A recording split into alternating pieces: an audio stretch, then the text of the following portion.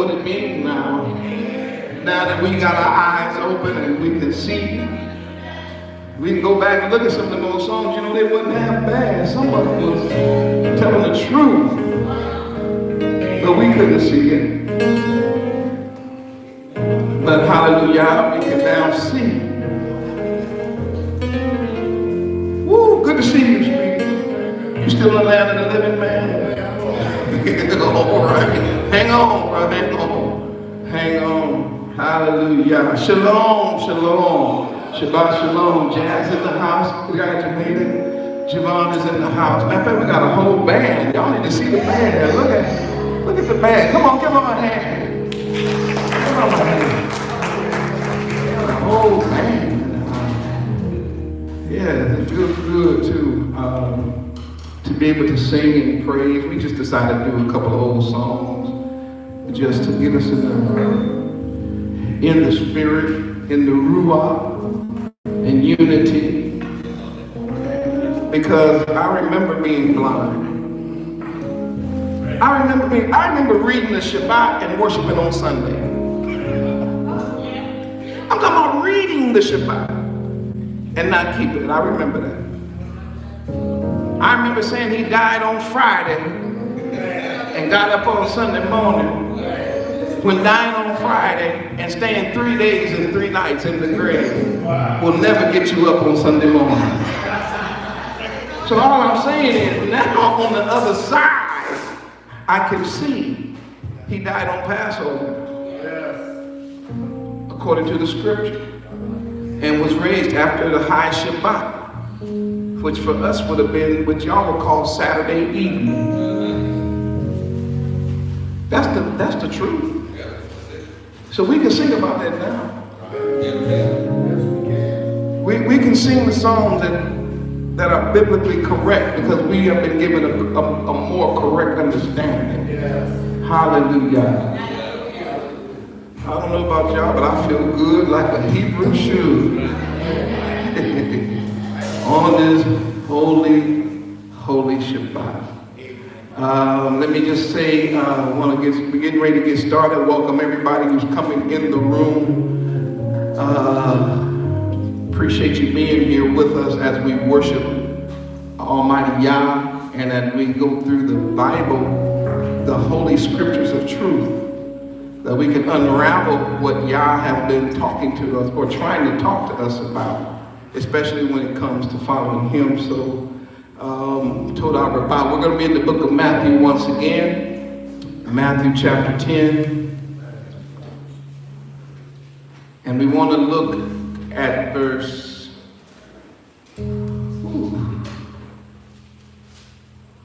I might as well start at 5 again, and we'll just read it. For those of you who are coming in the room, let me just share with you, we are teaching concerning what did our King do.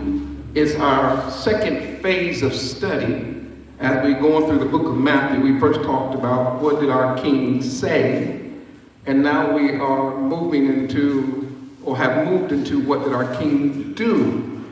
And here in Matthew chapter 10, he has called his disciples.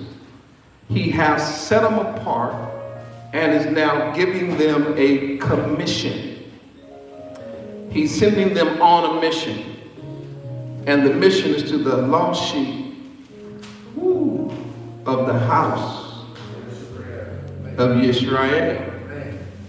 We've explained this on several messages earlier, that word lost in Hebrew has a different connotation than it does in English. The word lost in English means you can't find it. But that's not the word, that's not the Hebraic word for lost.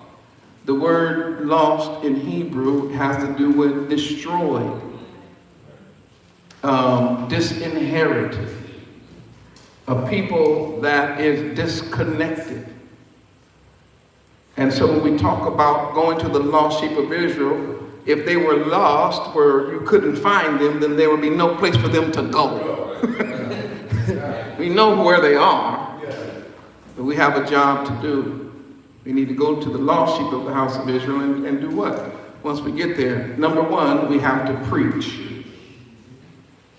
He said, preach unto them the kingdom. Now, I realize that we have moved into a time, Zion, where people do not want to hear preaching. I get that. They say, well, you know, when it comes to, I'd just rather be in a classroom, just teach. Don't preach. But in reality, it is not either or.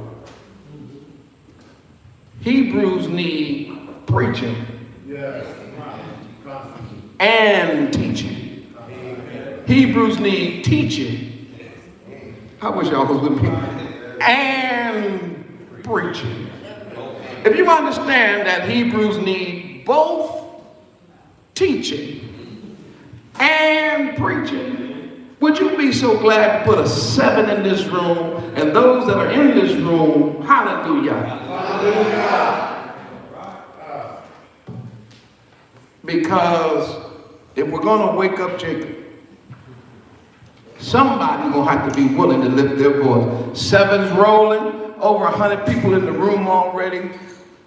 This is a beautiful thing. So let's proceed with our message. We're going to start at verse 5. And while y'all finding that, those of you in this room, you can see it on the board already. Matthew chapter 10, we're going to start at verse 5. I want to mention, don't forget, Passover is coming up. This year, we do have limited space, so we need you all to register early. It would help us greatly if you would register early so that we can make sure we have enough supplies, material, food, everything we need to put on a wonderful week of Passover for you. Also, we need a head count for the amount of plates that we need to get and all of that. It's all on the website.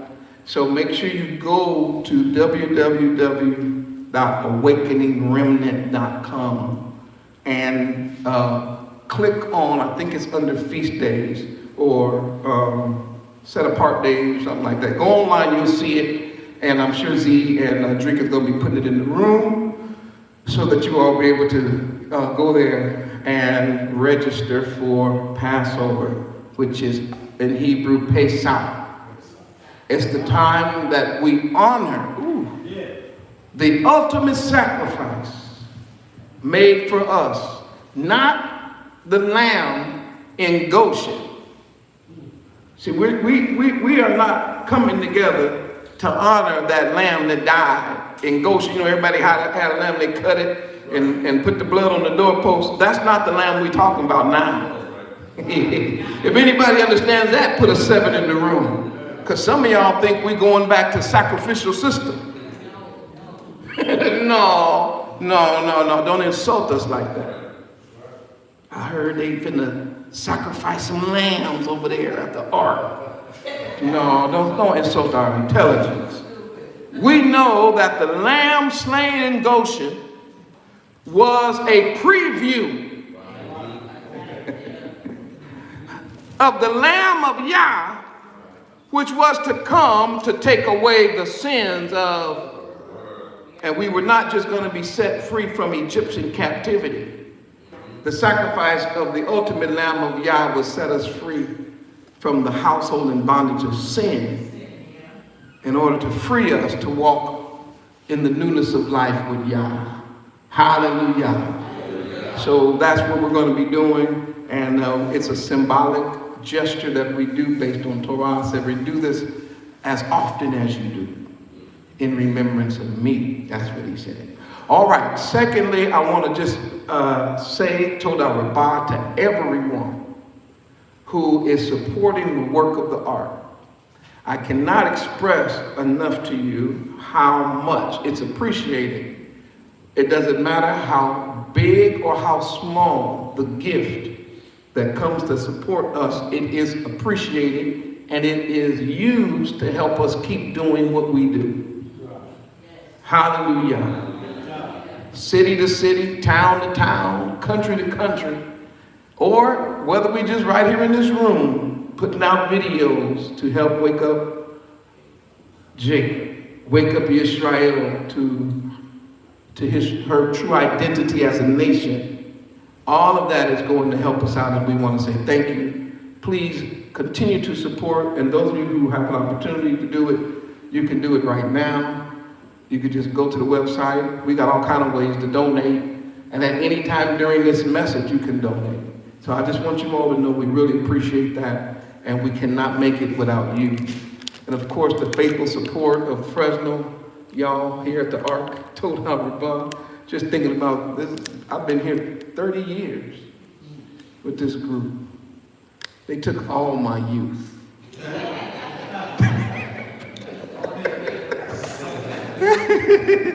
Started out a young man. Now I'm heading toward being an old man. That's funny, but it's true. But you all have been faithful to me and to my family all these years. And I just want you to know that I will never forget you and your sacrifice and your commitment to this work. As we go worldwide, people say all kinds of stuff. One thing we always know is when we come home, we back with y'all. The people who've been really knowing us for over 30 years and still together. Hallelujah. All right, everybody should have given. Everybody should be on the right page. And those of you who are in this actual room will have an opportunity to give again. We'll do that after the message. But I want to just jump right in because this is serious business. Watch this. These 12, Yahushua sent forth, verse 5, and commanded them. That means he was serious about this, saying, go not into the way of the Gentiles, and into any city of the Samaritans enter ye not, but go rather to the lost sheep of the house of Israel. Okay, so now we know where we got to go. That was the first journey, right? Yeah, right. Which primarily would be Galilee and the surrounding villages. And as you go, I don't have to, y'all see it, right? Yeah. And as you go, what? Preach. Preach. Can I share this? Preaching is our thing. Hebrews, Israelites have had preaching, serious preaching, ever since Noah. That ain't something new to our culture. Preachers. Man, our first preacher, he only saved his family. But he was out there hollering, yet 7 days. You better get on board. I can hear Noah. Get on board. And then people just listen to him and they're like, but watch this. Not Ham, Shem, and Japheth. They were like, Pops, he told the truth, right? Oh man, for sure. You getting on board? Please, I'm already on. Listen, don't get upset. That's Uncle Ham. And that's Uncle Japheth. And that's your grandpa, Shem. Grandpa Shem, Uncle Ham, Uncle Japheth, they all got on the boat with Grandpa Noah. It's to save the family. Who, they daddy was a preacher. That's all I'm trying to say. Preaching ain't new to us. Y'all heard of Jeremiah? Preacher. Heard of Solomon? Preacher. King David? Preacher. Amos? Y'all know I'm going to call the roll. We go all the way down to even our king himself, Yahushua. Whatever you want to say about him, one thing you're going to have to admit, our king is also our preacher. He said, go preach. As you go preach. Now, what's the message? He said, tell Israel the kingdom of heaven is at hand. Tell Israel that the real kingdom, the kingdom of the Shamayim, has now come to man. Yeah. Now that's good news to us. Yes, Why? Quickly. It's good news to us because the other kingdoms of the world have conspired against Israel. Do y'all get that? So here we are under all these other kingdoms that's constantly in a battle to beat us down. And everywhere we look, Babylonian captivity, Assyrian captivity, Grecian captivity, Romans, America, captivity in Europe, captivity in London, captivity in Jamaica, captivity everywhere. Matter of fact, it's so bad, Jeremiah said, is Israel a natural born slave? I mean, goodness, seems like man, made to be the head, but always the tail. So what is the good news to the tail that's supposed to be the head? That the kingdoms that are ruling now are coming to an end. And your true king is about to come back. Reestablish his throne, set up his, what they call, his host. Y'all look that word up in Hebrew, you're going to find out that word means armies. And he's going to reign. So that's what the preaching is about. It's not prejudice. It's not selfish. It's not self-centered. It's just truth. The king is coming. Now watch this. Now I told you he sent them on what's called a mission impossible. And if you don't believe me, let's look at what he tells them to do. Come on, let's roll real quick through here. Verse 8. He said, heal the sick. What? Come on now. Who can walk around here healing sick people? All you can do is try to give them some ointment, maybe a little aspirin. But it's going to take Yah to do healing.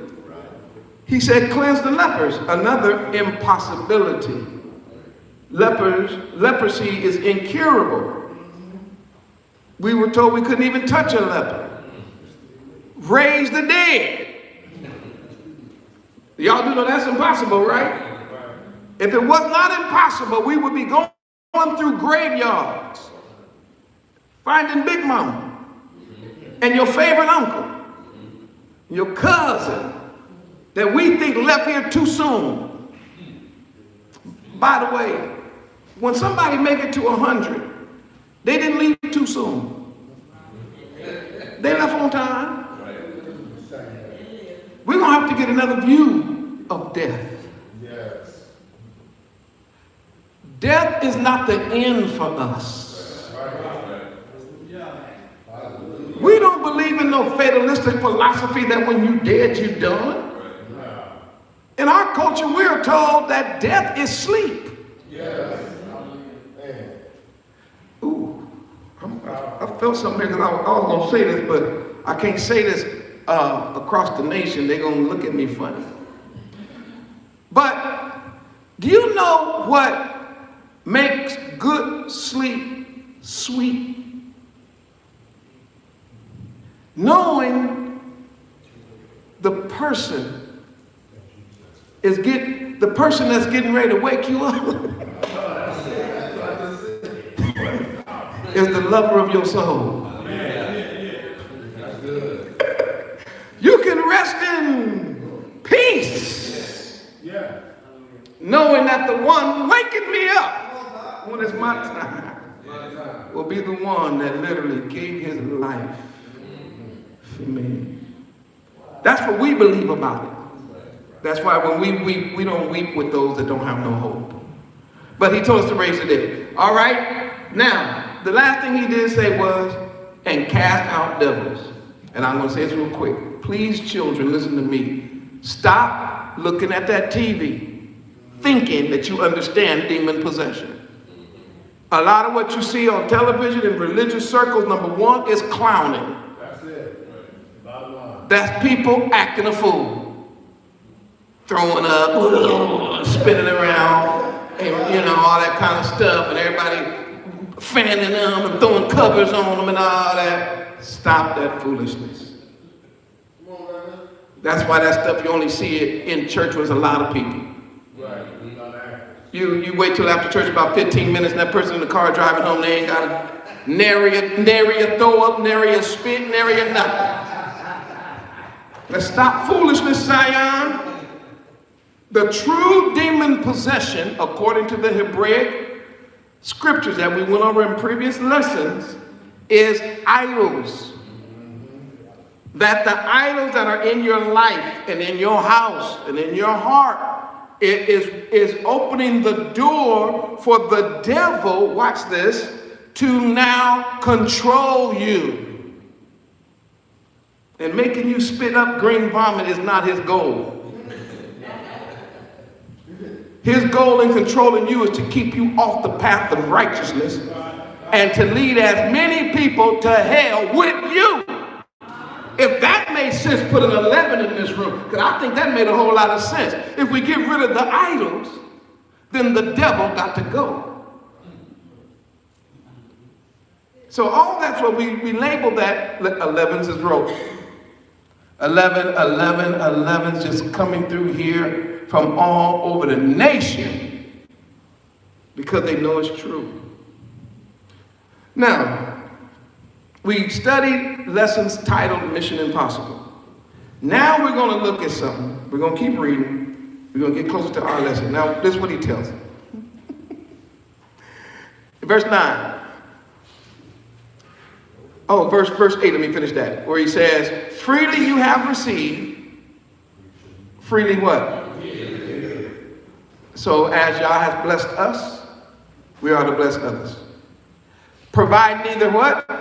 Nor in your what? That's Bible. In other words, the preacher was not to go at his own expenses. He was supposed to go, and we preached the whole message on this last week. Go back and check it out. And we talk about how he has to depend on Yah and how the culture is set up to where people are supposed to support the ones that go out and do the work and all that. We've done a whole message on this, so I'm just going to keep moving. Go check that one out. He said, nor script for your journey. That's like a little backpack or a sack to keep things in. Neither two coats, neither shoes, nor staffs. For the workman is what? Of his. So we studied that real in depth last week, that you need to be a what kind of man? No, a lazy man. No, a sleeping man. No, a Nintendo man. No, just a red Kool-Aid and weed man. What kind of man? Work man is worthy, which we found out that word means work. So the idea is the workman is working for his wages. That's what makes his wages worthy. If he ain't working, then why should he get wages? But if he is working, then the wages are required according to Torah.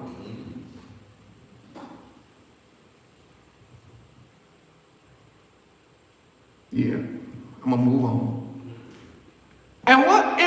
And into whatever city or town you shall enter, inquire in it who's worthy. There's the word. Inquire in that city who's also working, trustworthy, stable. Who's worthy? Who is dedicated? There it is. He said, and there abide till you go thence. And when you come into a house, salute it. You know what that means? When you walk into someone's house, you say shalom. Shalom, Aki. Shalom, Mishpachah. You hug each other. We have a thing in our culture where we kiss each other on each cheek. See what I'm saying? If you don't believe me, just read Paul's letters, and he ends a lot of them by saying, greet one another with a kiss. That's what he meant by that. Now, we ain't talking about no romantic kiss. Oh, my goodness. Zion!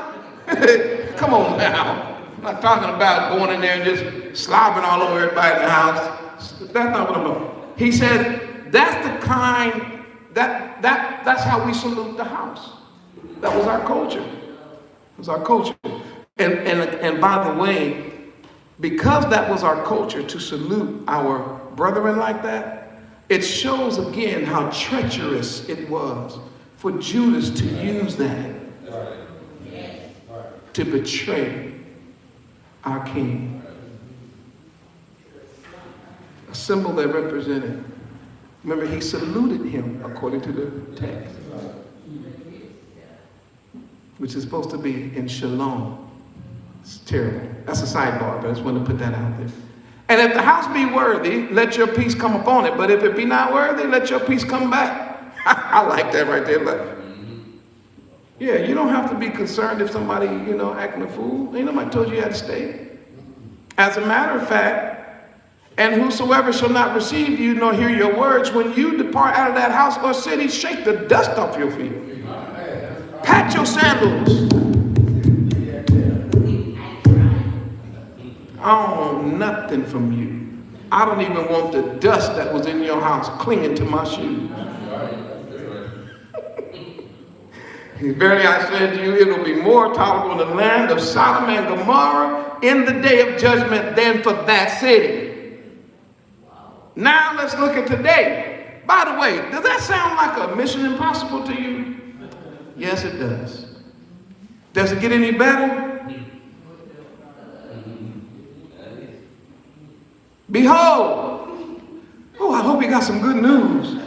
Oh, I hope you're going to tell us, okay, behold, I want you to look at something now. Now that I told you all the bad stuff and I put all the heavy stuff in front of you and how people are going to treat you and how you got to go and the work you got to do. Now let me tell you some good news. I know that's what y'all want him to say, huh? Let's see what he does.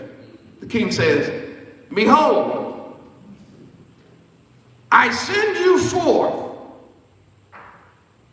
as sheep. Okay, yeah, we're the sheep of his pastor. Hallelujah. Praise Yah.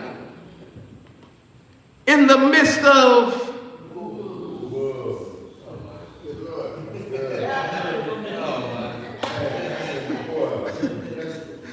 Wait. First, you call us to yourself. Send us on a mission impossible. Tell us that the people we're going to are sick, full of leprosy, dead, demon possessed. We cannot take with us any money, can't take an extra pair of shoes, can't take an extra stick, can't take an extra sash, gotta go on the mercy of the people. And now you're telling me that that same group are like wolves. Now, King, I ain't trying to, King, you the king, I get it, but I have a question. Why didn't you flip that and say, I'm sending you as a wolf among a whole lot of sheep? Because that would have gave me some encouragement, like, oh, yeah, baby, ain't nobody there a match for me. Come on, boys, let's go. We finna handle this mission. Yeah, if I'm a wolf in the midst of a whole bunch of sheep, I don't care if it's 2,000 sheep. If I'm one wolf, I'm good. If anybody understands that if you're one wolf in the midst of 10,000 sheep, you still the big dog, put a 15 in this room. Let me know you rolling with the Maury. I said if you the only wolf among 500 sheep, you still the big dog. In other words, you ain't got nothing to worry about. Them sheep ain't got nary a fang. No fangs. They cannot bite you. Them sheep have no claws. They cannot scratch you. Those teeth have no venom. They cannot poison you. You the big dog. And that's the way a lot of us approach ministry. We think we the wolf.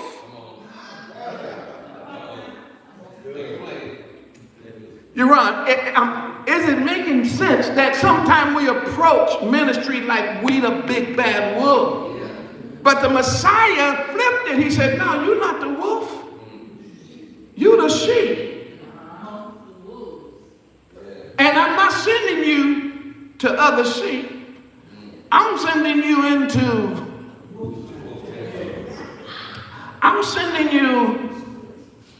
into a pack of wolves. And that's where my message comes from today. dangerous. The name of our lesson, dangerous. So he sends us on a mission impossible. And we get insight today that not only is the task at hand seemingly an impossible task, but now he just come right out and tell you, and it's dangerous. King, I got a question. How dangerous is it? Well, it's as dangerous as taking a sheep and sending the sheep into a den or a pack of wolves. How do you think a sheep will fare among wolves? There's a few things I better say real quick about wolves. Wolves are big dogs. Wolves are the alpha of the dogs. Wolves travel in packs, right? And every one of them is bad. But then they will mess around and choose among themselves an alpha dog. I said all the wolves are bad. Now don't get it twisted. You don't want to bump into not one of the group. But they travel in packs. And as bad as they are, they recognize amongst them who's the baddest. Wolves are natural born predators. Did y'all hear what I said? They are not omnivores. They are not herbivores. They are carnivores. They eat meat. They hunt it. They seek it, and in a ravenous manner, they tear their prey apart, limb from limb. They have no respect for the kill. Watch the way they operate. Once one get it, by the throat and kill it, one gonna pull a head off over here, an arm going over there, rib cages be over here. When you see a pack of wolves attack something, would you say carnage everywhere? Just blood and guts. And guess what their favorite food is? You got it, Zion. Their favorite food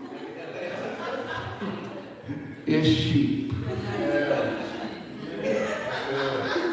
All over the world. I know 100,000 people watching these videos, hundreds of thousands. If you all understand that on the top of the wolf's menu, when it says special, watch this, every day, that's their special, every day. You know how sometimes you go to a restaurant and say, we don't have no more of that, we don't do this. No. You go to a wolf restaurant, every day, he gonna always have sheep. Sheep is always on the menu. We're gonna eat sheep every day. Now we might mess around and eat a little, deer every now and then. We might mess around. We might, just for fun, hit a squirrel up, just for a little snack. You know what I'm saying? But when we really want to eat, Jazz, I'm trying to make this make sense. They're going after sheep.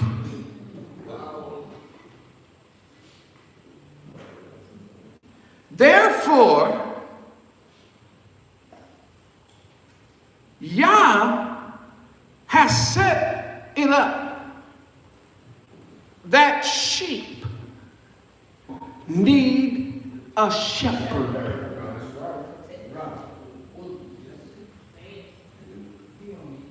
Because as a favorite meal of the wolf, he's defenseless. So we all understand that now, right? Now let's go back and let's listen to how these people heard this. He says, oh, and by the way, I am sending you as a sheep to a pack of wolves. It sounds to me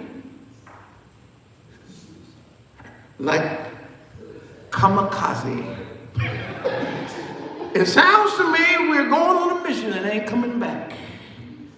It sounds to me like it's going to be a lot of blood and carnage. It sounds to me that when the record is given, there'll be ribs over there,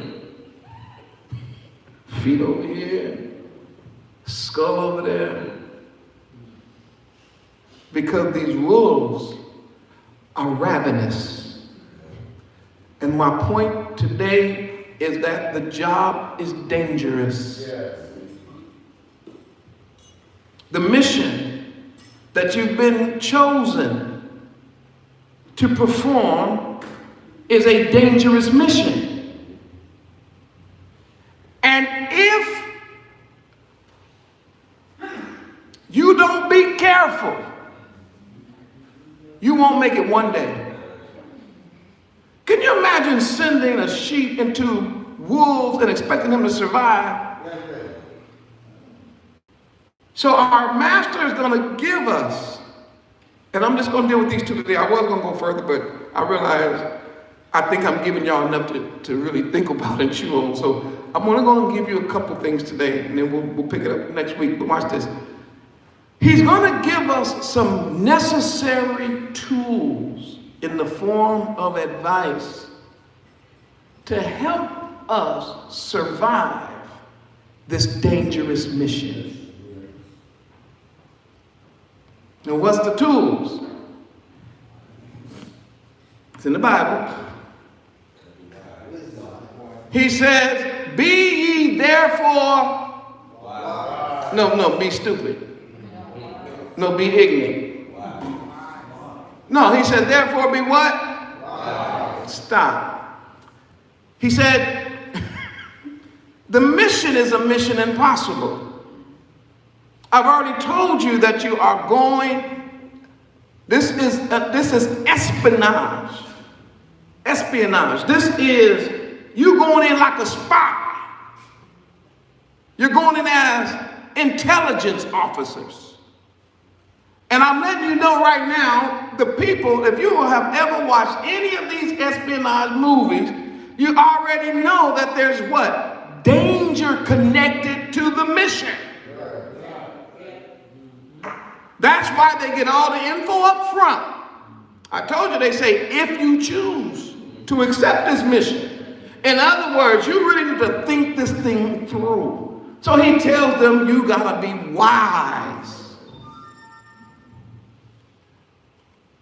We have a weird society that almost glorifies the fool.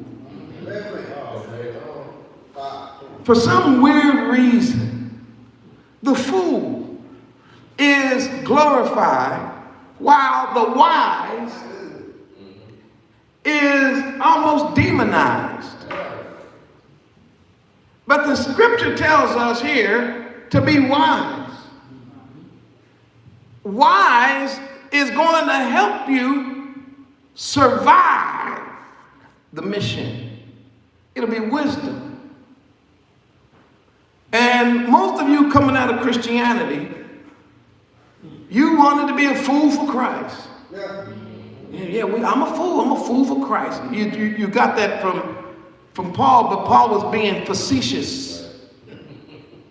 Y'all know what facetious means? He was speaking backwards. Because Paul was no fool. He was wise. He said, if there's anything I'm going to be foolish, I'll be a fool. He wasn't saying I'm going to be a fool. And a lot of what we were taught in Christianity was foolishness. I mentioned a little bit of that foolishness earlier. I talked about all that demon possession that show up every Sunday morning, people walking around and that stuff is real. That stuff is real. That's TV. And these people are imitating what they saw. How the devil get cast out of somebody, and as soon as service was over, they walked outside, scratched somebody's car, and cussed somebody out? I thought the devil was gone. I thought when they spit up all that was the devil coming out. But I think the devil's still in there. Because right after church, they went to Red Lobster and ordered lobster with bacon wrapped shrimp. The devil didn't go nowhere.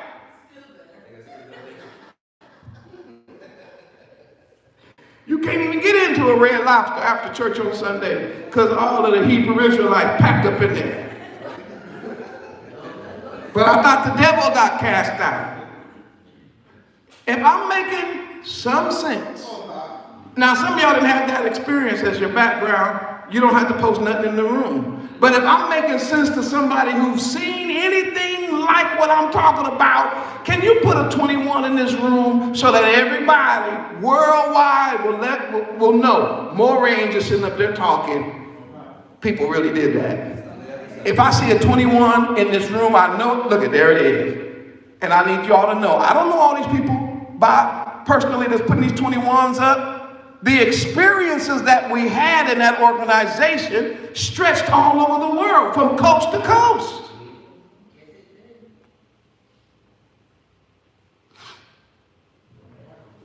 The mission that we're on, Zion, is a dangerous mission. So therefore, we need wisdom.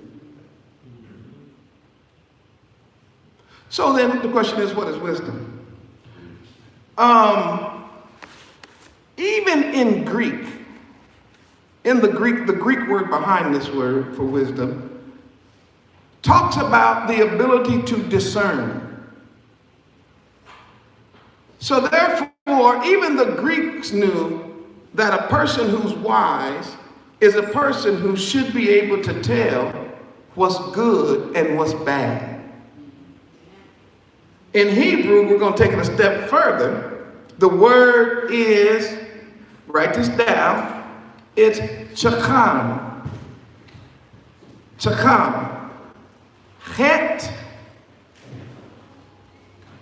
kof, mem, final mem. Het, kof, mem. Put that in the room.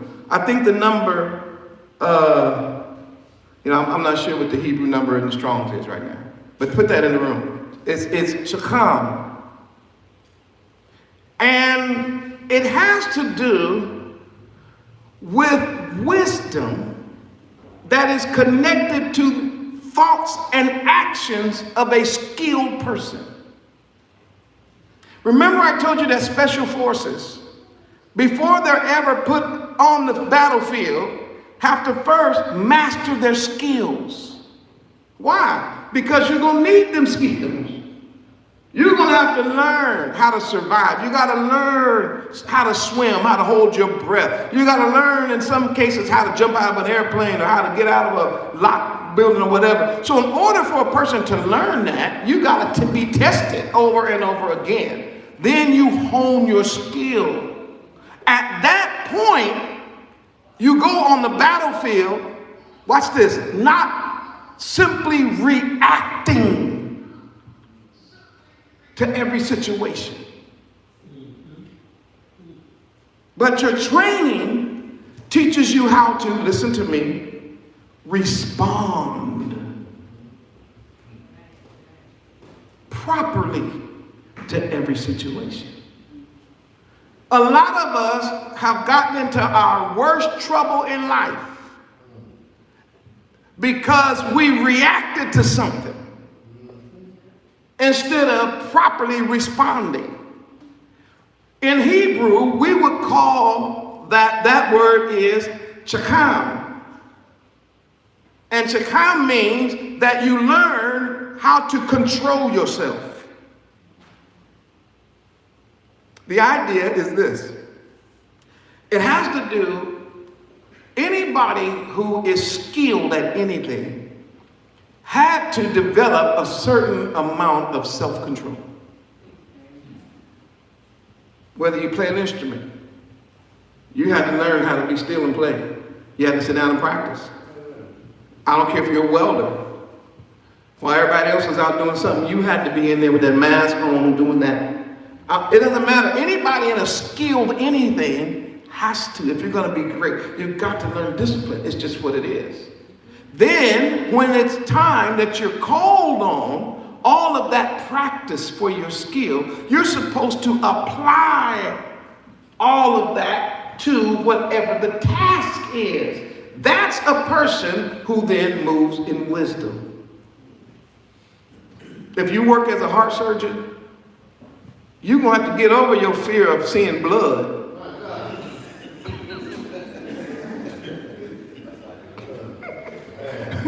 I'm trying to help somebody understand what I'm going. He said you got to be wise. Write this down. Wisdom, Hebraically, is to be able to decide or discern.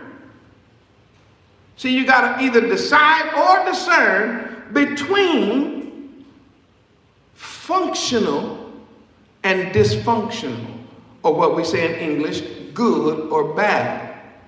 In Hebrew, tov or ra. So when you come to a situation, wisdom says, is it going to be functional or dysfunctional? Is this going to help or is this going to hurt? Is this going to further the mission or is this going to endanger the mission? We got special forces in here, Marines.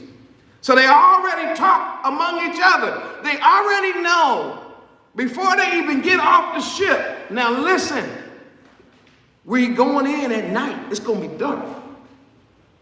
Why? Because we're not just going in like cowboys at high noon with guns blazing. That's not how we get down. We're special forces. We finna get in, handle our business, and get out of there. Watch this. When I first saw this, I couldn't believe what I was reading. I had to go back and read this again. When I put this in context, the king said, you need to be wise as a serpent. Stop.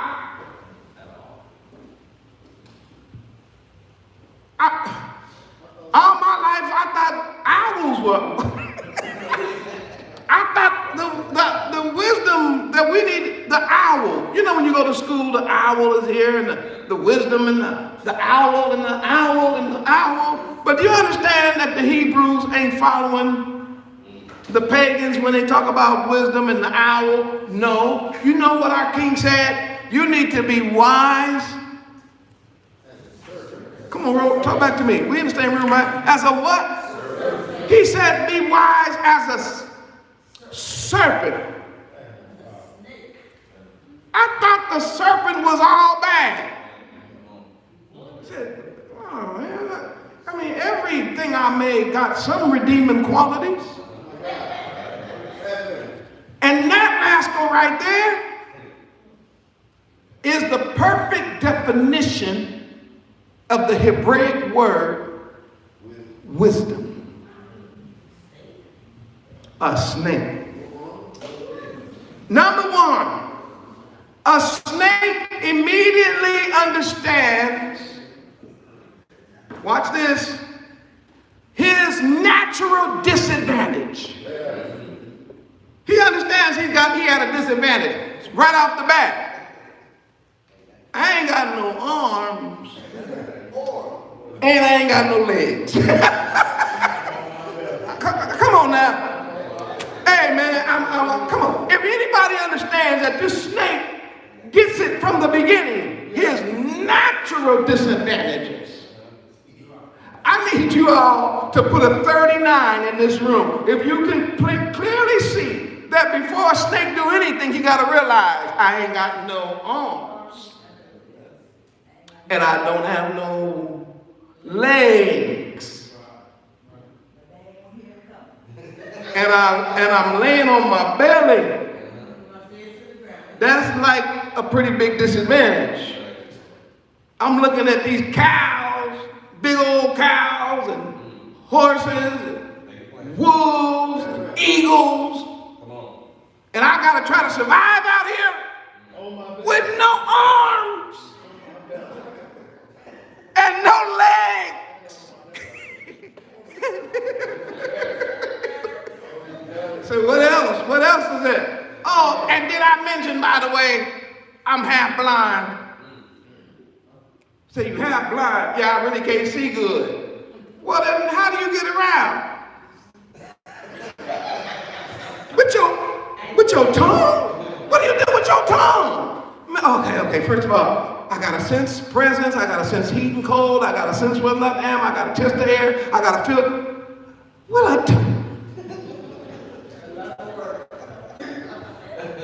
Yeah, that's pretty bad. We got eyes.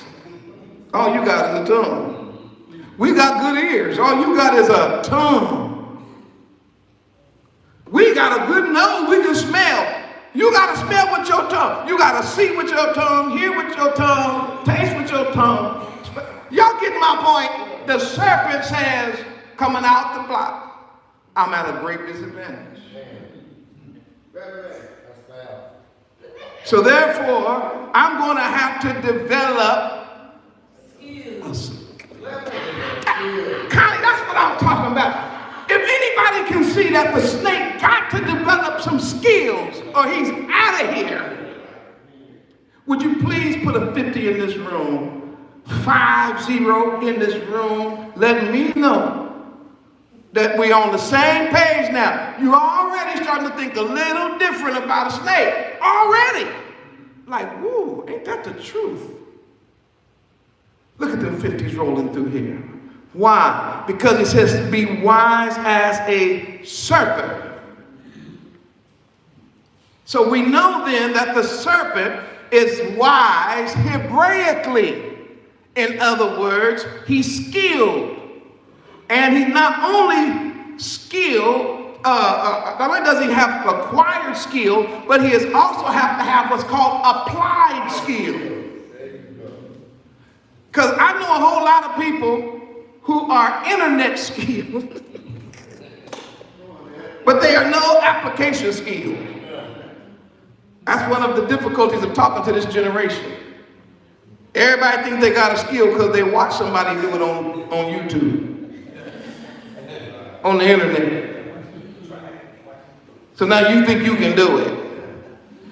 I got news for you. There's a big difference between intranet, YouTube, and reality. The snake shows his wisdom. First, he has to understand his disadvantage. And then, he needs to understand his advantages. So he sees his disadvantages, he says, now what do I got to work with? I ain't got no legs, got no arms, I can barely see. And if I'm gonna breathe, I gotta use my tongue, but I also gotta use my tongue to smell and see and all that, okay. So what about me that's good? So he takes a look at himself and he sees this, write it down. He says, I'm camouflaged.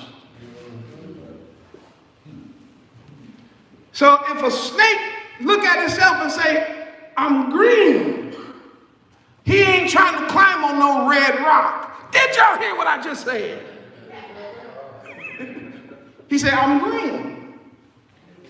It's probably best for me if I'm going to survive.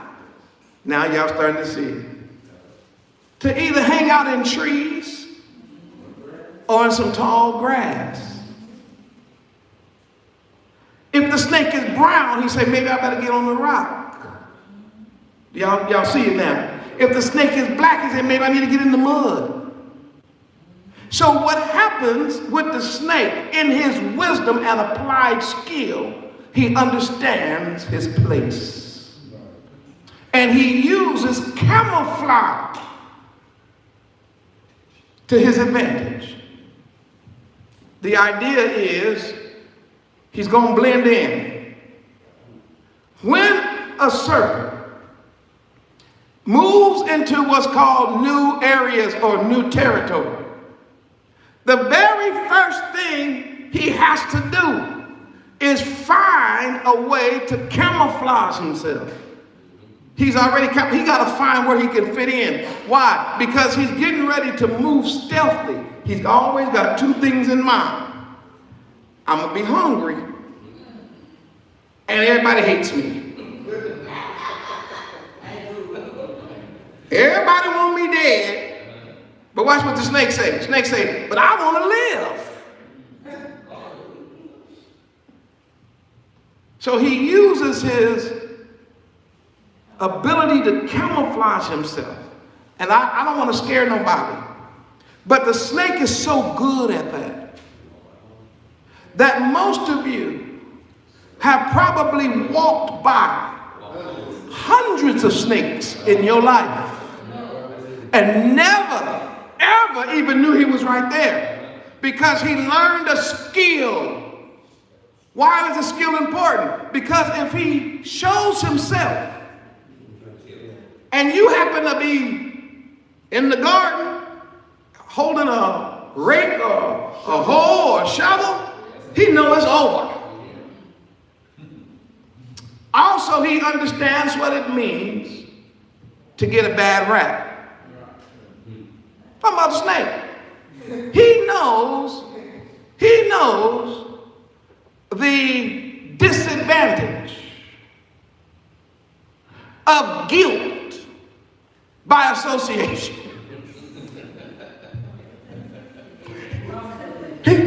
Jazz, I'm trying to help Zion see that this snake knows how it feels to be guilty by association.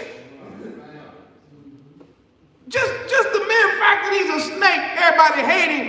And do y'all know that there's 3,000 different snakes in the world, and less than 200 of the thousands of snakes, 30,000, less than 200 of them are actually poisonous. But y'all didn't know that, and you didn't care, because guilt by association. I don't care who he is. If I see him, I'm going to kill him. That's what we say, right? And that poor snake is like, I didn't do nothing. I'm just trying to get a mouse, man. I'm trying to eat a little mouse. You don't even like mice. Me and you could work together.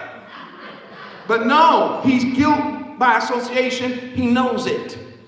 He knows when you see him, you're going to kill him. But again, he has to eat. And remember, the overwhelming majority of snakes have no venom at all.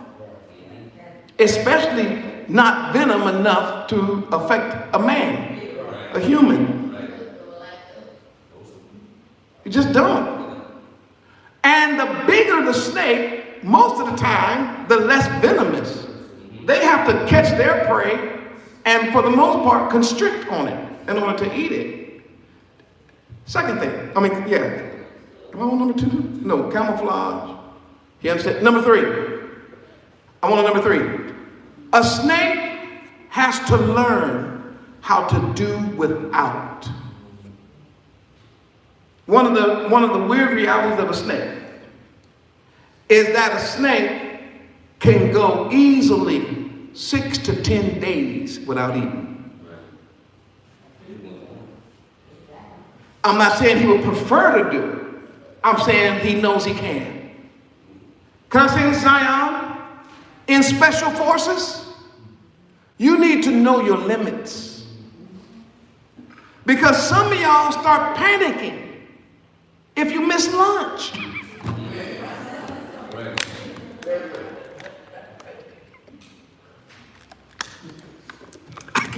I can't be on the mission field with you year-round. If we have good breakfast, and for some reason we're on the mission field, man, and we miss lunch, and you just fall apart. Like, I'll be like, hey, Hebrew, man, we can go, man, look, hey, man, I'm about to get hangry. You don't want me to get hangry? Say, Hebrew, what is hangry? It means I get hungry and angry at the same time.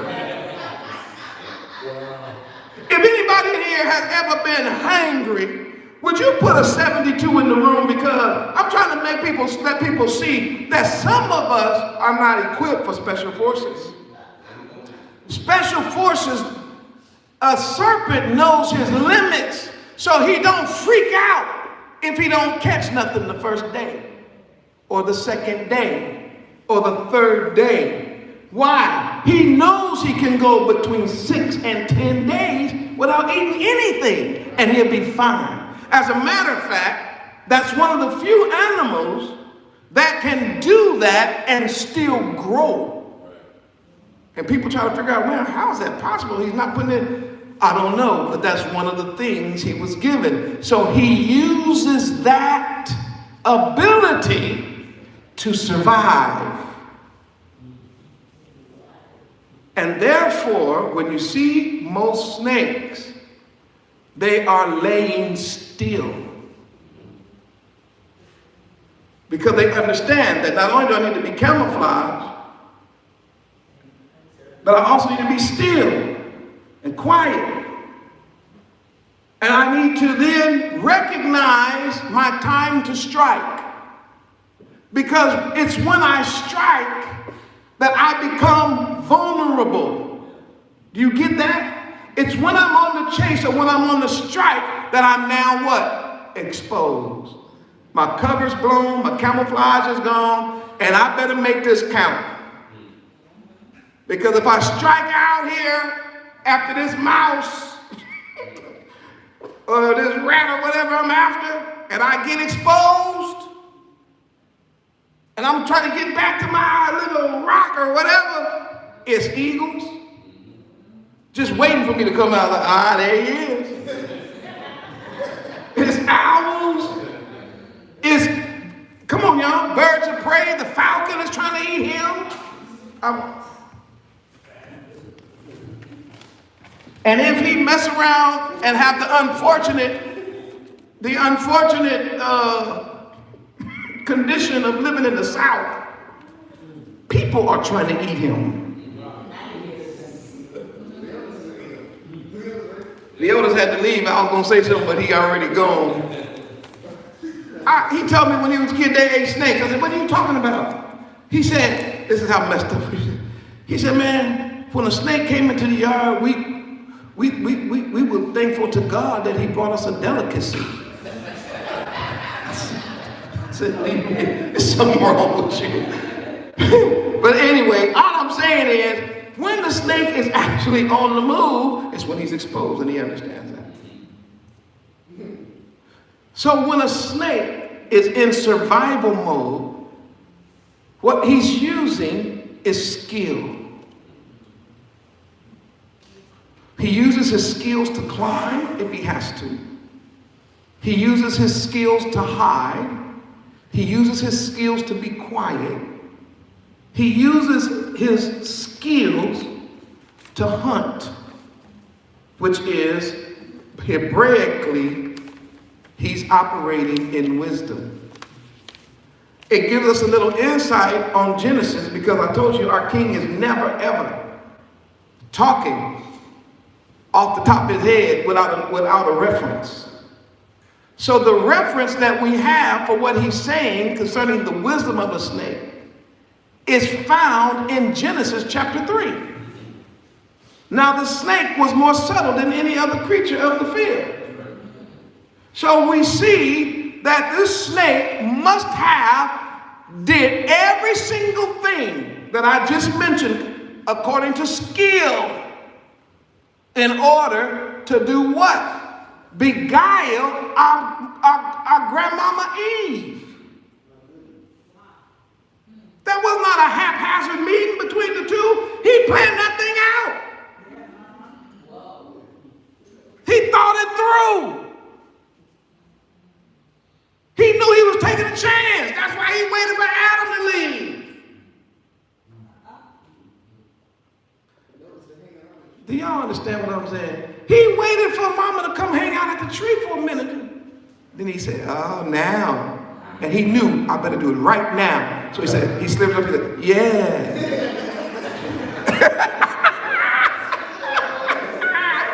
Yeah. Ooh, I got her now.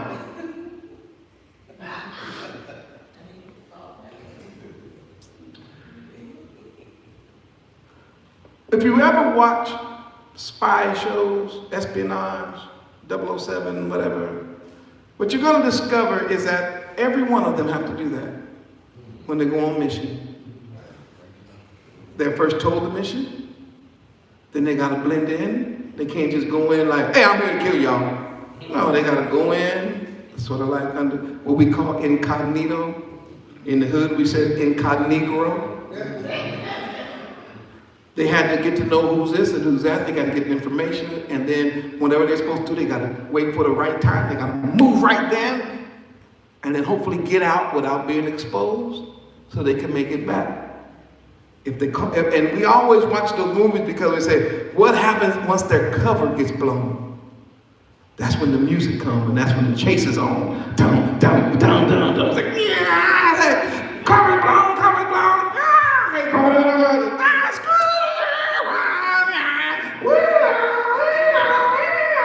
And the whole nation is all in an uproar. Why? Because there he is right there. That is exactly, Zion, what Yah is trying to tell his disciples. He's saying, you're that undercover agent. As soon as your cover get blown, run!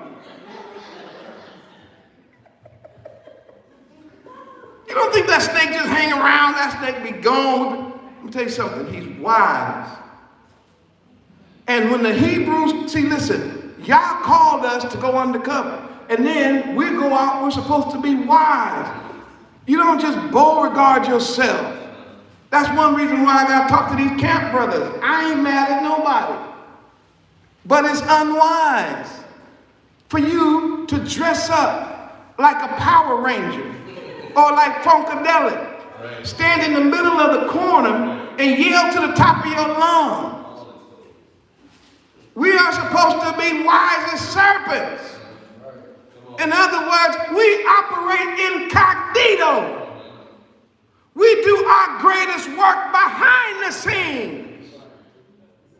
I never shall forget during the time they still doing it, but I remember they were talking about the wait, don't shoot, and everybody was putting their hands up and marching in the middle of the street, and I was hollering to the nation. I was like, stop that, don't do that, don't do that, don't do that.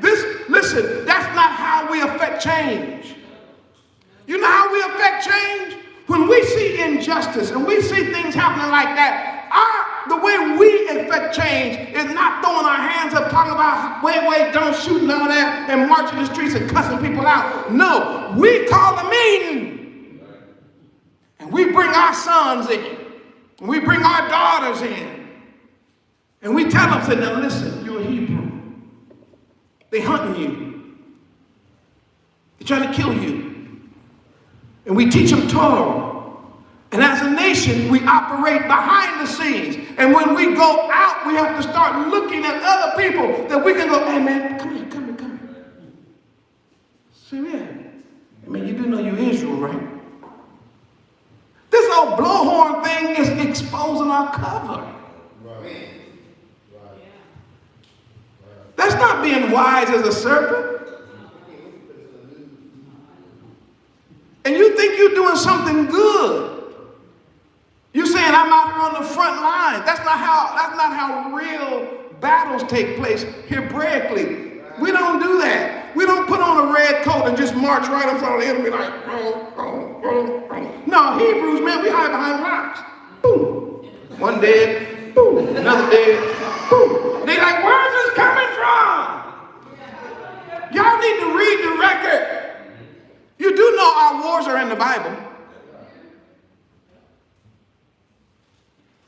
How did Gideon and his army defeat the Midianites without weapons? It was at night. All they had was a mouth and a light. If Yah is sending you on a battlefield and telling you you can't take extra stuff with you, and you can't, then does it make sense? And you know you can't take nothing. Does that make sense? To blow the cover like that. The real change, I'm not going to get to it today, but the real change that's going to affect the nation is house to house. I only got one. I said, the real change that's going to affect the nation in waking up Jacob is when we understand that this is a face-to-face, personal, house-to-house thing. And I'll prove it in Scripture.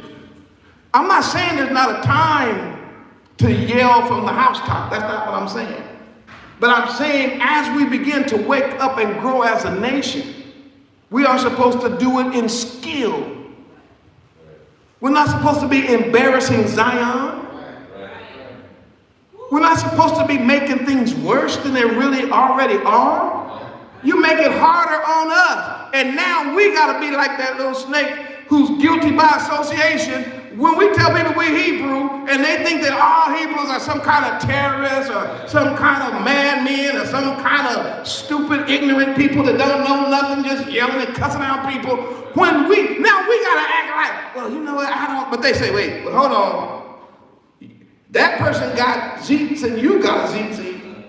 That person said they Israelite, you say you Israelite. So now you have put the whole nation at, watch me now, unnecessary risk.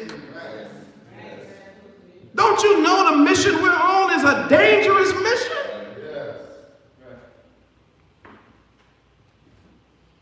Okay, watch this. The snake comes into an area. I'm going to move on because I got another animal to talk about. The snake comes into a location. He learns the environment first. He says, what am I dealing with?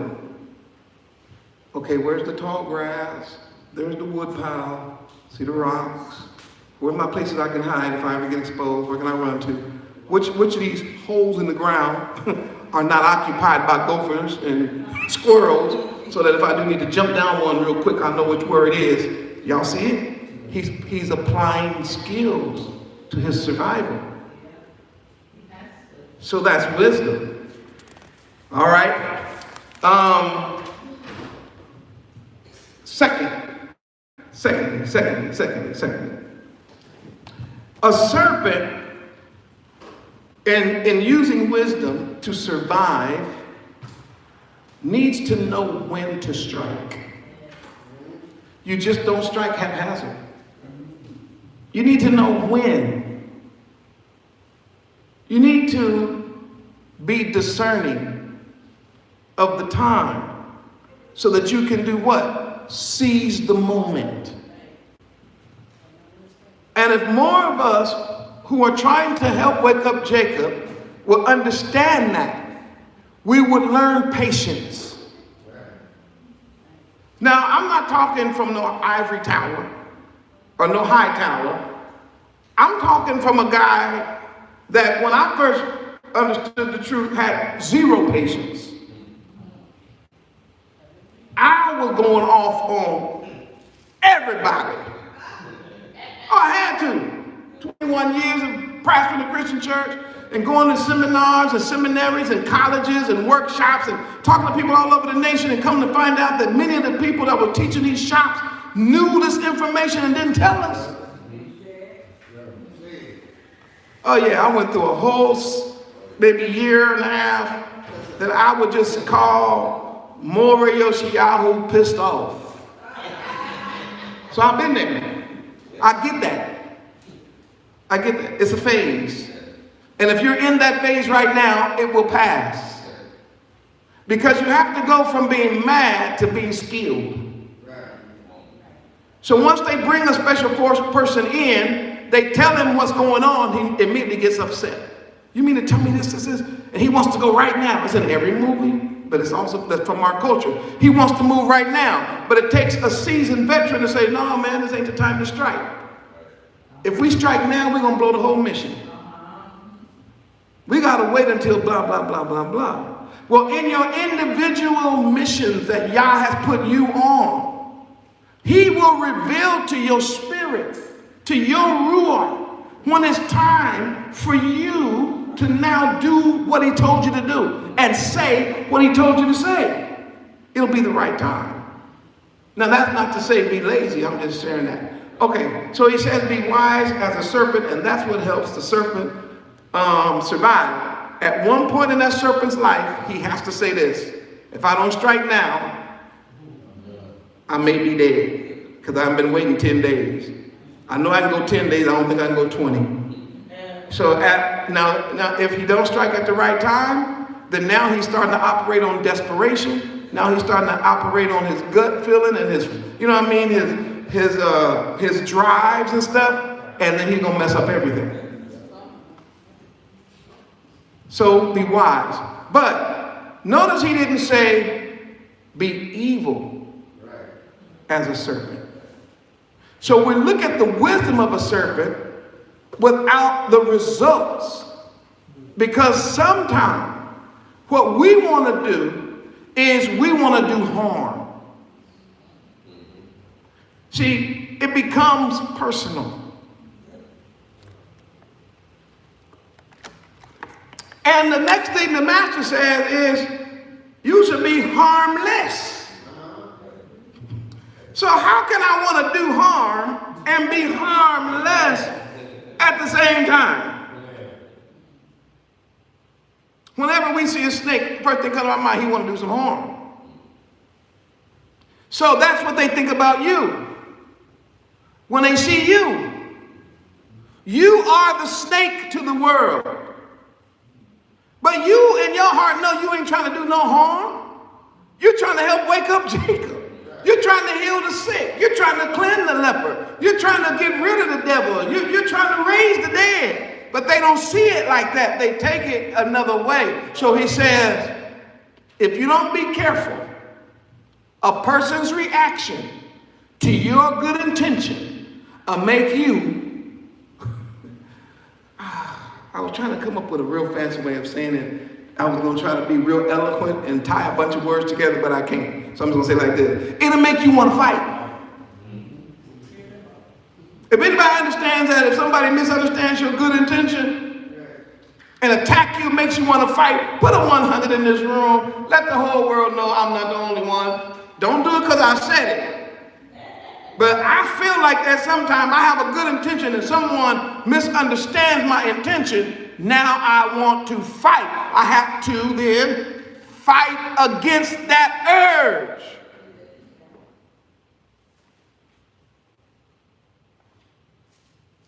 Because if I get into a fight, now I'm going to do more harm than good. Zion, please hear me worldwide. Oh, them hundreds is rolling. I didn't know it was going to be still rolling. I thought it was just going to be me and like 2 people.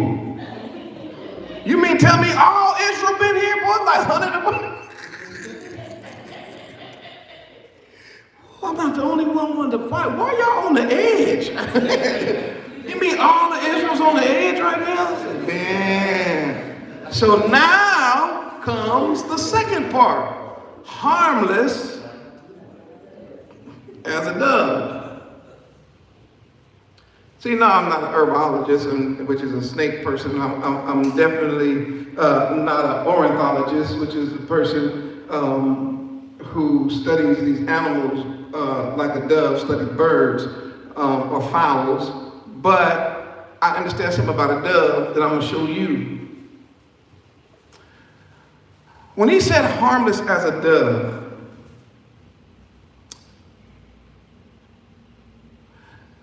the word harm for you and I, the idea when a person says harm, hold on, I want to read something to you that I wrote down. Just 1 second, hold on.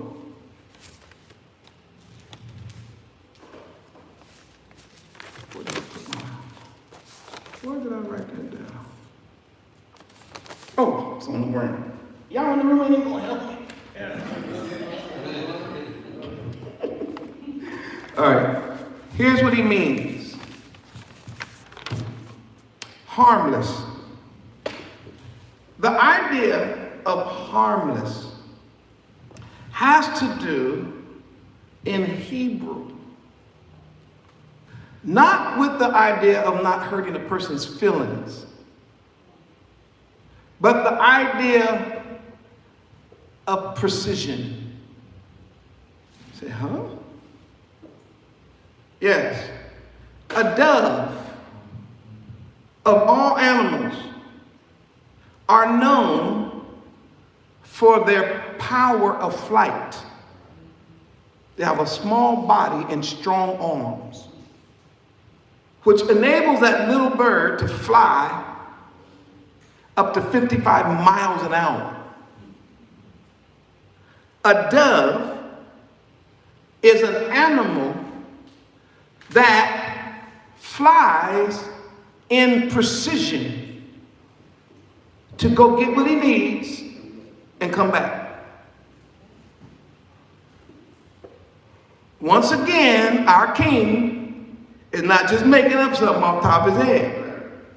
When he says harmless as a dove, he didn't mean not hurting someone's feelings. That's not his point. He says harmless as a dove means when you go on mission, you need to go do what you're supposed to do and get back. So you don't cause any unnecessary collateral damage. That's the harm. Harm is when there's collateral damage. In other words, like the way wars are fought today, you after one person, but you blow up the whole city. Y'all say don't do that. That's not how I'm sending y'all out. That's not harmless. So what's the verse for that? You got to go to Genesis chapter 8. And in Genesis chapter 8, you're going to discover that after the flood, matter of fact, let's just go there. After the flood has subsided and Noah had been on the boat for 40 days. Go to Genesis chapter 8. Y'all put that in the room. Genesis chapter 8, we'll just start at verse 1. We'll read it fast. Genesis chapter 8, verse 1. I got a new Bible. I'm so happy. My other one was so, ooh. I tried to bring it out the other day and pieces was falling all out of my study Bible. But hallelujah, I got a study Bible. I get to break it in. Genesis chapter 8. Watch this. And Yah remembered Noah and every living thing and all the cattle that was with them in the ark. And Yah made a wind to pass over the earth, and the waters assuaged. The fountains of the deep and the windows of heavens were stopped, and the rain from heaven was restrained. And the waters returned from off the earth continually. After the end of 150 days, the waters were abated. And the ark rested in the 7th month on the 17th day of the month upon the mountains of Ararat. And the waters decreased continually until the 10th month. In the 10th month, on the first day of the month, were the tops of the mountains seen. Hallelujah! It meant that the water was going down. Ooh. Every now and then, y'all, you got to look out over the waters to see if you can see the top of the mountain. It means everything gonna be all right. And it came to pass at the end of 40 days that Noah opened the window of the ark which he had made and sent for the raven. Ain't that a carnivore? So he sends this raven which went forth. What did he do? Read it.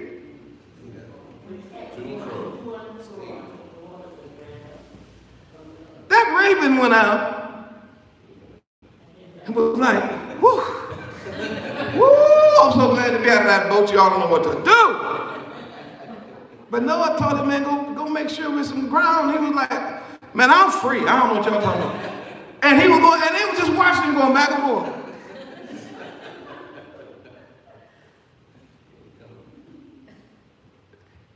That bird never came back. Now, Carol, this is just me. I'm not saying this is in the Bible. It's just me. because I like to use my mind sometimes just to understand the scene. Because of that raven's nature, to want to be around dead stuff, all of that, them dead animals floating and stuff. He went out on a mission and got distracted by the dead corpses that were floating on the wall. And a lot of times that happens to us. We're on a mission for Yah, and next thing we know, we're so far in left field because of some mess. We got YouTube videos full of people arguing over some mess. Hebrews can't get along over some mess. You was on a mission, but like that raven. So, man, are they ever coming back? Nah, they too far gone. See, man, I heard this one fella, man. He got 732 wives. Hey, what? I thought we were supposed to be husband of one wife. Yeah, but he don't believe that. No, he got 732 wives right now. Everybody say, that's ridiculous. Well, he got a whole YouTube channel. Then you go to his channel and he got 500,000 views and everybody's like, what is going on here? We were sent to do a mission, help wake up Jacob. You went out on a mission and ended up with 732 wives. Obviously, you got distracted. Did that make sense? Did that make sense? From the mission of helping to wake up Jacob, watch this, and to teach them Torah. All of a sudden, you made this work about you.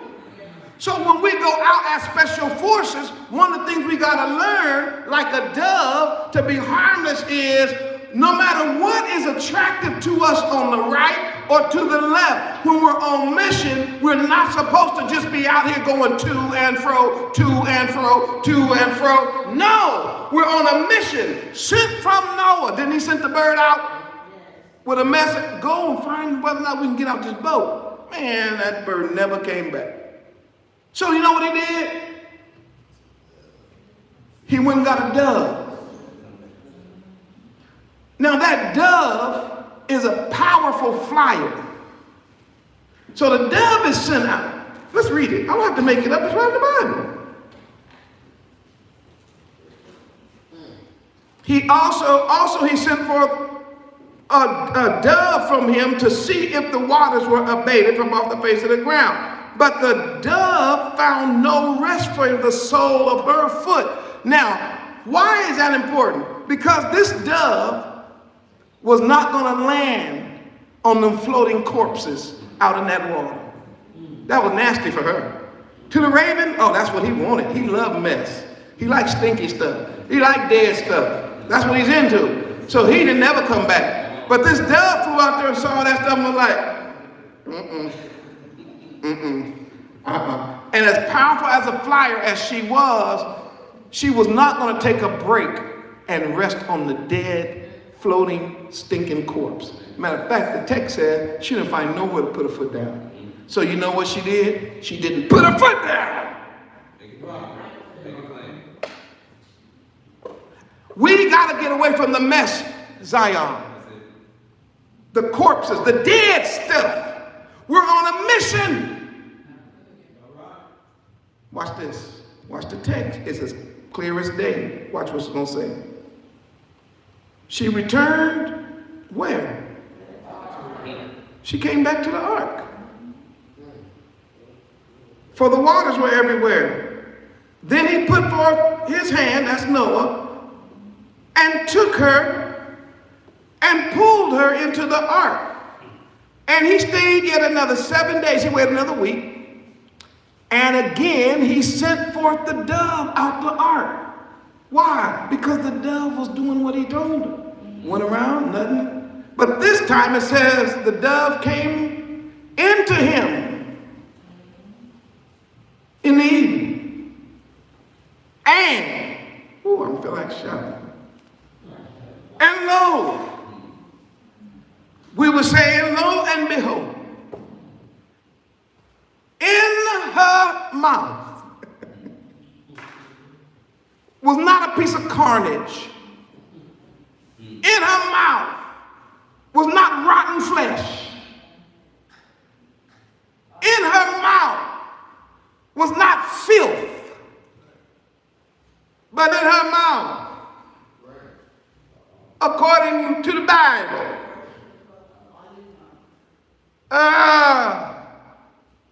was an olive leaf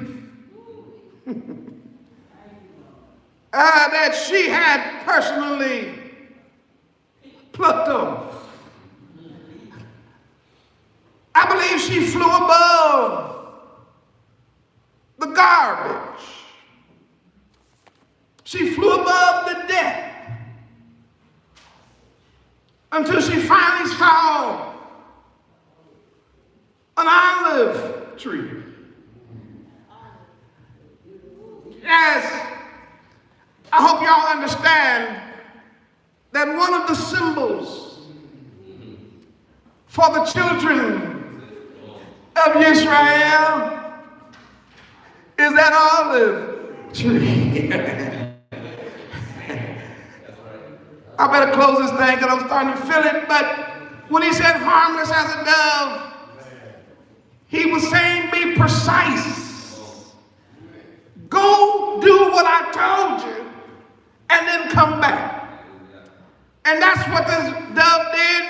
The dove didn't just go to any tree. The dove went to the olive tree, which come to represent the house of Israel. Didn't he say, go to the house of Israel and then do what? Come back. And so she found that tree, and you know what it did for old man Noah? It gave him hope. You know what it did for old man Noah? It let him know that the storm had already passed over. And everything was going to be all right. When she came back with that leaf in her mouth, it made old man Noah know that Yah had kept his word, that Yah had remembered him. Came back with that olive branch. Shem, Ham, and Japheth looked at each other, hugged one another, hugged their wives, hugged their mama, said it won't be long now. We made it to the other side. Well, I want to close this thing by saying we got to be wise as a serpent. And we need precision. Don't get caught up in the mess. Do the job and come back. But then I read the story where he waited yet another 7 days and sent forth the dove, which, according to the Bible, returned not again to the ark anymore. When I saw that, I said to myself, we ought to do our work while we can. He said, be wise as a serpent, harmless as a dove. Do your job. Don't get distracted. Stay out the mess. Don't become bitter. Run from maliciousness. Stop plotting your revenge. And don't do more damage than good. Well, let me say this. The Bible says that Noah sent the dove out one more time.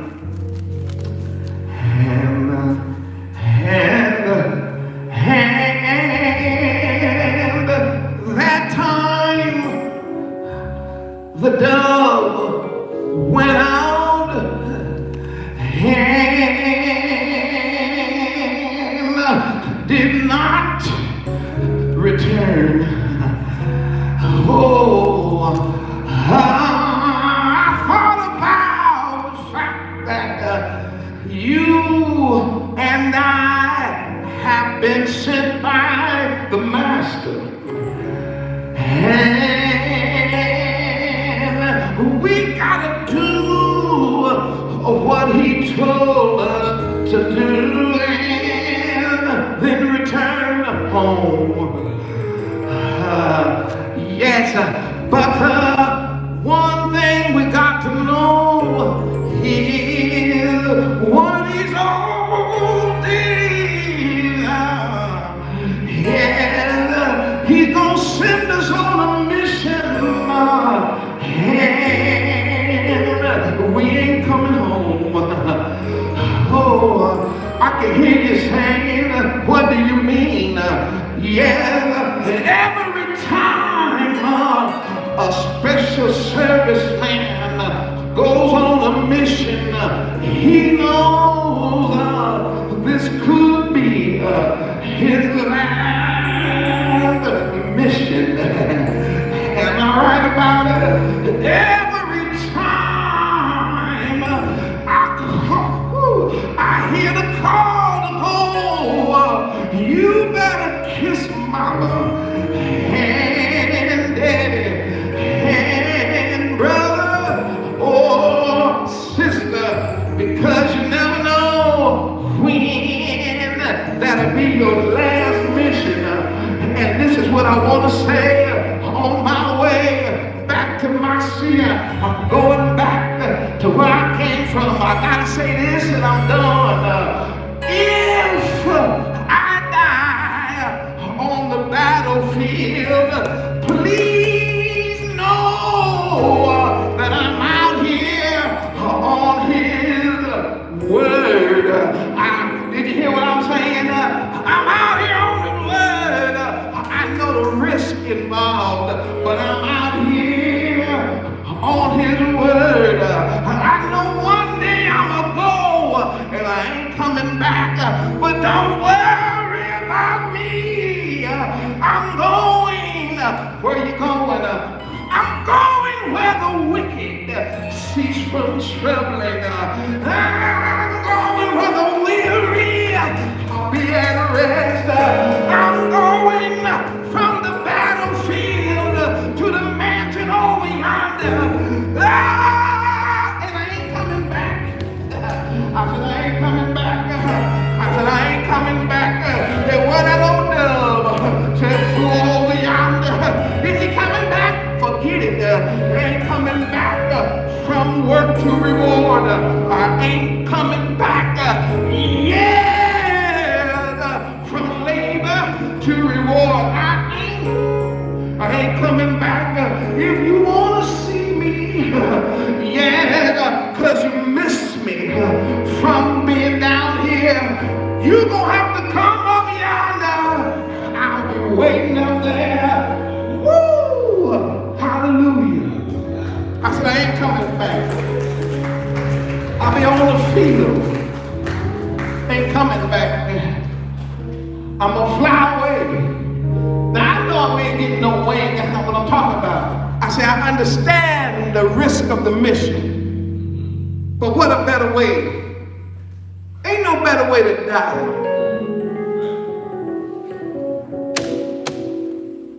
I'm starting to feel all right. He said he sent the bird one more time, but this time she didn't come back. He said, where is she? She over yonder. She all right? She over yonder. Let me tell y'all something. One day we're going to go out. We ain't coming back in. But don't worry about me. I'm going to be with the Master. Let me say what I saw this on the way up here. I said, you know the wolves that we've been sent to? One thing they can do, they can attack the sheep. But you know what they can't do? They can't follow the sheep over yonder. Woo! The jazz said they can't escape the shepherd. Ain't that the truth? No. Everything gonna be all right. Do your part the best you can while you can. But understand something. This work is dangerous. You still want to go? Y'all still in? If you're still in after this message, I'm still on the field. I still want to go. Put a 10,000 in this room. Let's give Yah the praise, honor, and glory. Hallelujah, hallelujah, hallelujah, hallelujah.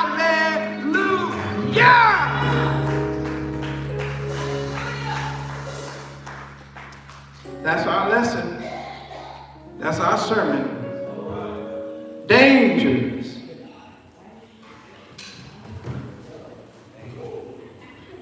Those of you who support the work of the ARK, don't forget it. Don't put it off till tomorrow. We appreciate your support. Keep getting these messages going forward. Keep doing the work. We got a meeting coming up in a few weeks in Los Angeles. Those who are in LA, get ready. We'll be posting it soon. Then we're going to go to the Bay Area. We haven't been to San Francisco, Oakland area. We'll be coming up there on one weekend before Pesach. And then we're going to try to make our way over to Vegas. So we got 3 events set up. And of course, we can't move to these events without you all and your help and your support. So appreciate if you would be mindful of us. Those of you that are in the room and you want to give to support, this is your time to do it. Stay on the battlefield. This is not the end of the message, because there's still more I need to talk about, because our King didn't just send us on a dangerous journey. Don't forget, he also walked this journey himself. We'll get into that more next week. Hallelujah. One more time, everybody. Hallelujah. Shalom to the 12 tribes worldwide.